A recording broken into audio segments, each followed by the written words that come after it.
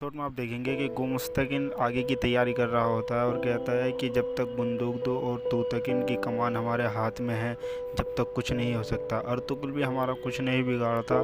हमारे बच्चों की शादी के बाद हम सरदार को भी मार देंगे। मुस्तकिन खत निकालता और कहता है ये सागरिन कोपिक ने मुझे भेजा है। वो मेरे पे भरोसा रखता है। अगर कुछ बात हुई तो वो हर तरीके से मेरी मदद करेगा। दूसरी तरफ सलजान अपना अलग खेमा बना लेती है और जब भी वहाँ रोशनी पहुँचती है, रोशनी को वो कहती है कि तुमने ये अच्छा किया। फिर सलजान कहती है कि मैं अब किसी पर बोझ नहीं बनना चाहती। तरफ नोयान अपने डेरे में उलुबिल और तांदुक से कुछ बात करता है। वो कहता है कि अर्तुगरुल के हाथ हमारे कहाँ तक पहुँच गए हैं। फिर वो बहुत चिंता करता है और कहता है कि फिर उलुबिल बताता है कि अर्तुगरुल के हाथ कहीं हमारे अंदर तक तो नहीं पहुँच गए। फिर नोयान कहता है बताओ गद्दार कौन है।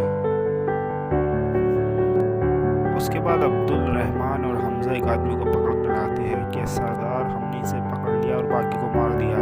हम इसलिए इसे लाए हैं कि आप इससे मालूमात क्या हासिल कर सकें। इसके बाद नोयान उसे मार देता है और कहता है कि भेड़िए परिंदे सब मेरे गुलाम हैं और मुझे पहले ही पता लग जाता है क्या होने वाला है। उसके बाद वो दोनों उसे देखते रहते हैं और नोयान उन दोनों के करीब जाता है और नोयान कहता है कि जाओ तुमने अपनी जिम्मेदारी पूरी कर दी है, तुम जाके थक गए होगे, जाके आराम करो, कल मैं एक पालतू कुत्ते से मिलूँगा। वो कहता है कि जो सुल्तान अलाउद्दीन के महल में गद्दार है कल मैं उससे मिलूँगा। वो एक एक पल की जो मुझे खबर देता है। कल हम एक पहाड़ी पे मिलेंगे और एक लंबा सफ़र तय करेंगे। मैं तुम दोनों को भी साथ ले जाना चाहता हूँ, जाओ तुम थक गए होगे और आराम करो। नोयान ये जानना चाहता है कि कौन गद्दार है और कौन अर्तुगरुल को जाकर बताएगा।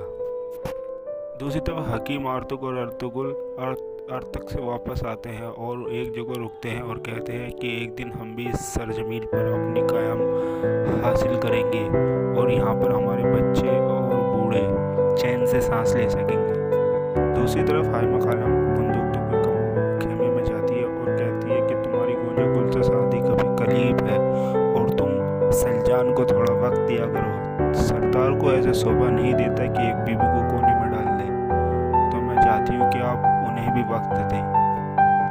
दूसरी तरफ दुआन बंसी को ऐसी मजाक में छेड़ता है और उसके ऊपर पानी डाल देता है। जैसे बंसी उसे पकड़ने के लिए भागता है तो दुआन गिर जाता है और जैसे उठता है तो एक खूबसूरत लड़की को देखता है। दुआन उसे देखते ही रह जाता है और वो लड़की वहाँ से चली जाती है। फिर तुर्कुत आता है कि और दुआन से कहता है कि भाई तुम्हें प्यार हो गया है, अब पता लगेगी प्यार किसे कहते हैं। उसके बाद वो आर्तुलन से मिलती है। असल में उसका नाम बानो था।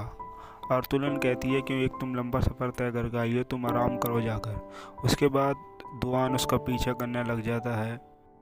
दूसरी तरफ गुंदुक तो सलजान से मिलने जाता है और कहता है कि मुझे हाइमा खालम ने बताया कि तुम्हें मेरी बीवी हो, मुझे तुम्हें भी वक्त देना चाहिए, लेकिन अपनी ज़ुबान पर काबू रखना और सही से पेश आना, अन्य मेरा जहन तब्दील हो जाएगा।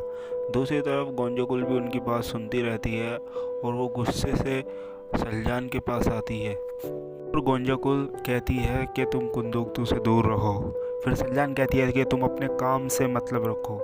फिर गोंजाकुल कहती है कि मुझे पता है कि तुमने उस बूढ़ी औरत को मारा था, जो तुमने उसे कड़ा दिया था वो उसकी लाश पे मिला है। ये सबूत है कि तुमने उसे कैसे मारा। अगर तुम ज़्यादा बोलना चाहो तो मैं तुम्हारा इस बात को जिरगे में कहूँगी।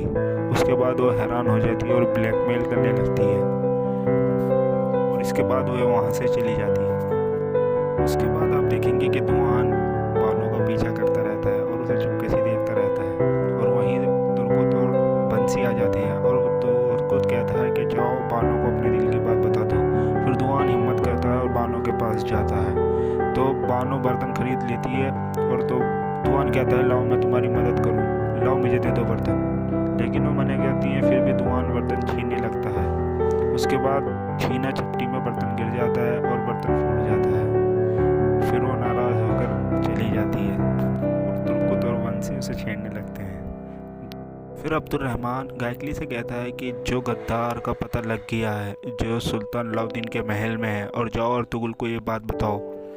फिर गायकली कहता है कि अब तुम्हारा ये काम ख़त्म हो चुका है, तुम वापस मत जाओ। अर्तुगरुल भाई ने कहा है कि तुम्हारा काम ख़त्म हो चुका है, लेकिन अब्दुर्रहमान ये बात नहीं मानता। गायकली कहता है कि अर्तुगरुल भाई को लगता है कि तुम्हारा उसे पता लग गया है कि तुम गद्दारी कर रहे हो।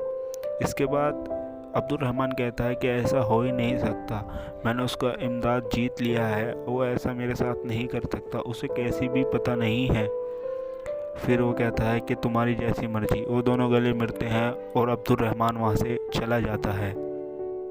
उसके बाद गायकली टेंशन में रहता है और एपिसोड यहीं एंड हो जाता है। अगर वीडियो अच्छी लगी तो लाइक कर दीजिए, शेयर कर दीजिए और चैनल को सब्सक्राइब कर दीजिए प्लीज़।